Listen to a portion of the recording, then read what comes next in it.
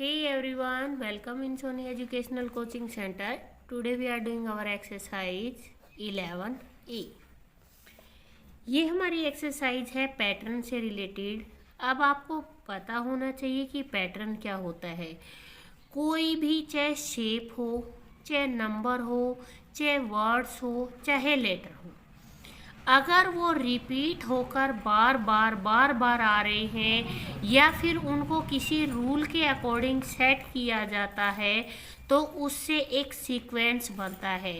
जैसे आप लोगों के घरों में टाइल्स लगी होती हैं तो आपने देखा होगा कि किसी टाइल पे कोई डिजाइन बना हुआ होता है और किसी टाइल पे कोई डिजाइन बना हुआ होता है, लेकिन जब हम उन सारे डिजाइन को सीक्वेंस से रखते हैं तो उससे क्या होता है, एक नया डिज़ाइन तैयार होता है। जैसे आपके बाथरूम वगैरह में जो दीवार पे टाइल लगती हैं, किसी में फिश का डिज़ाइन होता है, किसी में क्रोकोडाइल का, किसी में जो डक वगैरह होती है इनका होता है। तो जब वो टाइल को आपस में मिलाया जाता है तो वो एक लेआउट तैयार होता है, तो उसको बोला जाता है पैटर्न।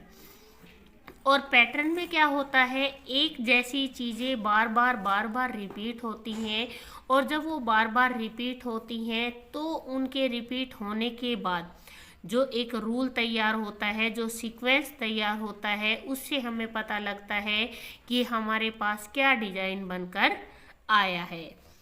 तो यहाँ पे हमारी जो एक्सरसाइज 11A है, यहाँ पर आपको सबसे पहले दिखाई दे रहा है कि जो लेटर होते हैं उस तरीके की शेप बनी हुई है।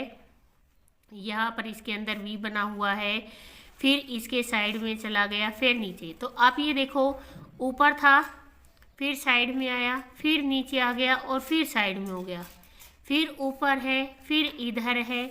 तो थर्ड वाला कहाँ आना चाहिए, नीचे की साइड। आप यहाँ देख सकते हो 1 2 3, क्योंकि 1 वाला बिल्कुल इसके जैसा है तो थर्ड वाला बिल्कुल इसके जैसा होगा। उसके बाद नेक्स्ट हमें यहाँ पे दे रखा है, यहाँ पे एक एरो ऊपर, एक नीचे, एक ऊपर, एक नीचे, एक ऊपर, एक नीचे। तो नेक्स्ट एरो कैसा होगा, ऊपर की तरफ। इसके बाद नेक्स्ट हमें यहाँ पर दे रखा है कि यहाँ पर एक तो दो ट्रायंगल को इस तरीके से जोड़ रखा है और नेक्स्ट भी क्या है, ट्रायंगल है पर एक जैसी शेप के हैं। तो यहाँ पर एक ट्रायंगल है और उसके बाद यहाँ पे जो चंद्रमा लगा हुआ है, इसके बाद यहाँ हाफ चंद्रमा इसके साथ लगा हुआ है। तो यहाँ पे 1 2 3 ये 3 शेप है। उसके बाद 1 2 3 शेप कंप्लीट हो गई। तो 3 जब कंप्लीट हो जाएगी उसके बाद की जो शेप होगी वो इसके जैसी होगी। तो इसके जैसी जो शेप है वो ये है, ये इसके जैसी ही है, बट इसमें क्या है, जो ट्रायंगल का ये वाला शेप है ये पहले बना हुआ है। तो ये वाला आपका आंसर होगा। इसके बाद क्वेश्चन नंबर 2 में हमें दिया गया है, complete the following patterns up to 3 repetition. हमें इनको 3 टाइम रिपीट करना है। तो सबसे पहले यहाँ पर एक सर्कल है और 4 ट्रायंगल बने हुए हैं। नेक्स्ट आया, इस फ्लावर की जो एक पत्ती है वो उड़ गई, यहाँ आने के बाद 2 हो गई, यहाँ आने के बाद तीसरी चली गई और यहाँ आने के बाद नेक्स्ट 4 की 4 चली गई हैं। तो यहाँ अकेला सर्कल रह गया। इट मीन्स 1 2 3 4 5 शेप है ये इसकी।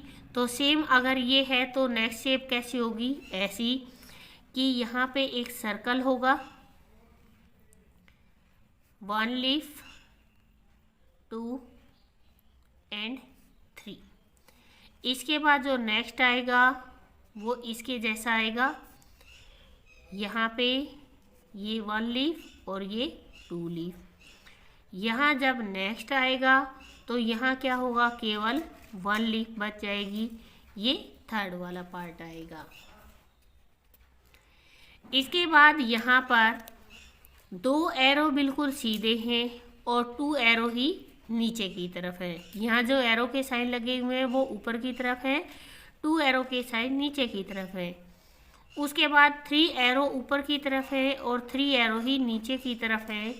यहाँ फिर 2 एरो ऊपर की तरफ है, तो हम नेक्स्ट जब 2 का शेप चल रहा है तो हम क्या करेंगे, 2 एरो नीचे की तरफ बनाएंगे, 2 और 3। तो यहाँ ऐसी शेप दी हुई है, नेक्स्ट शेप ऐसी आ गई, नेक्स्ट इसके जैसी आएगी कि जो 3 एरो है 1 2 3, ये इनका जो फेस आएगा वो अप आएगा, मीन्स ऊपर की तरफ।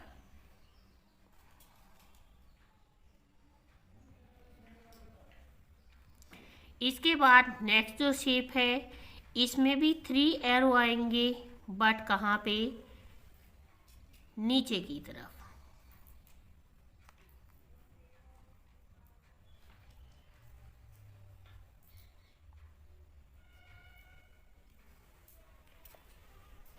ये थी हमारी एक्सरसाइज 11A। प्लीज़ वीडियो को शेयर करें, लाइक करें एंड कमेंट करें। Thank you.